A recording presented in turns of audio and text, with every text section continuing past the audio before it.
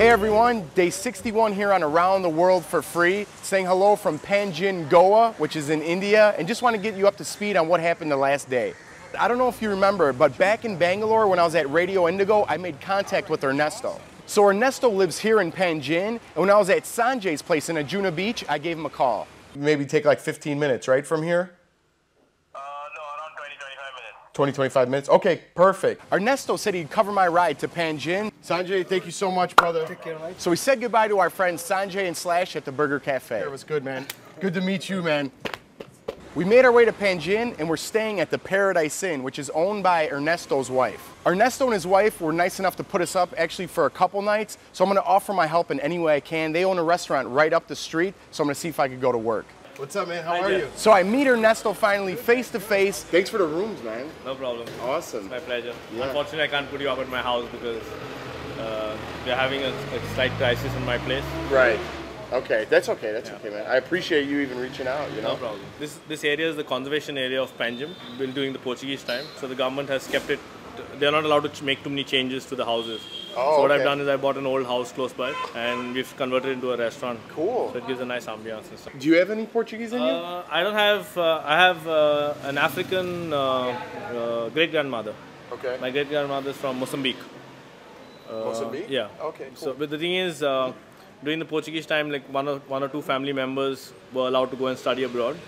So my great-grandfather went to study in Portugal. He became a judge and then worked in Mozambique. But no Portuguese. No Portuguese. No European blood. All right, all right. Do you want to eat something before you go anywhere? Sure. Yeah? Okay, let's grab lunch and then we'll go out.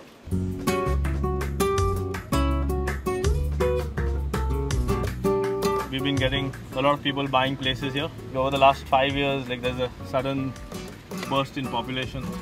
Really? That's good, huh? Not really. Why not? It's killing style. Oh, you mean It's getting overcrowded, very expensive. Everything's becoming a mess. The roads are flooding. There's no parking.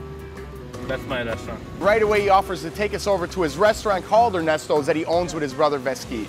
So we sit down to a great meal. Veskit is the head chef over there, and he's traveled the world cooking, so he kind of has his own spin on Indian food, which was excellent. This is the Goan sausage, which is chorizo-inspired but a little spicier. Already, my mouth's watering right now. This is prawns cooked in red masala, which is like red chili, coconut vinegar. It's like Wow. These are clams cooked in wine. It's basically a Portuguese dish, but then I've mixed up a little Thai chilies just to spice it up a little bit. Veskit's cooking is very interesting. He kind of cooks in a way that's similar to my own cooking, in which that he doesn't really stay by an actual standard that you're supposed to stick to. I love this. This is very close to the Thai, the satay, the Indonesian satay rather. It's not normally how it's eaten. Right. But this is how I love to eat it, so that's how I serve it in the restaurant. Yeah, why not? He cooks on what he thinks is good. So he takes traditional dishes that are old and kind of spins them in his own way to make them different, but still the same. Like the spices that he uses are not too spicy, just what he likes. Sweet with the hot, you know? But it's not as hot as it is in the Thai. And he kind of passes all the experiences that he had around the world into each of his dishes. And that's kind of the way I like to cook as well. Then after our meal, Ernesto said he'd like to show me some of the temples of Goa. So we started with this Hindu temple of the monkey god, which is actually up on a hill.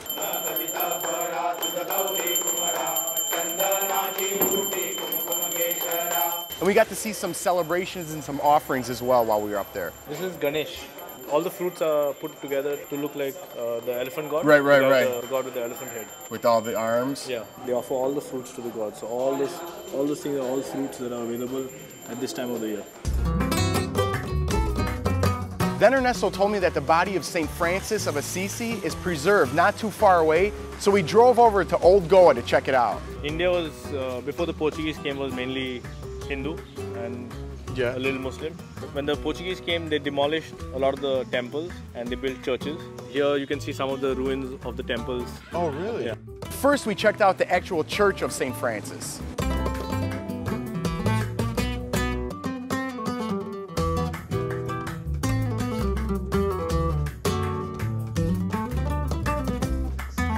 This was built in the 1600s. It's crazy to think, huh? Once in a while they have a classical music shows in the churches. Yeah, so the acoustics. Then we walked over to the Basilica of the Infant Jesus. Just beautiful buildings, very lush, very spacious. St. Francis's body. The cool thing about it is that it's all of his remains barely decomposed. So it's like a miracle, I guess. It is a miracle that his So- body is preserved. So it's not decomposing, so his body still remains in here. But they put it up high because apparently some lady, they brought it down and the lady bit his toe off. Yeah, when they were It's a true story. in the exposition, when they used to earlier open the whole box and keep the body on display, so people used to touch it for blessing, you know. And apparently a woman bit his toe off. It's crazy.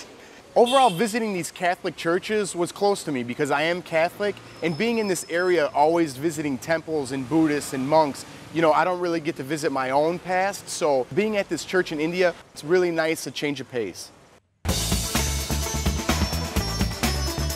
So Ernesto told me later that evening we'd be doing something that every tourist that comes to Goa does, and not only tourists like me, tourists around India. We're about to go on a cruise on the Mandovi River. This is the main river which the Portuguese used to use to take their spices out.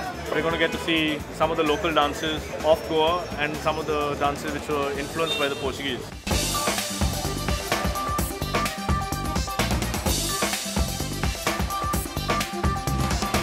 First, they start off with some traditional Goan dancing, and then after that they put a couple kids on stage as a cute factor just to let them dance.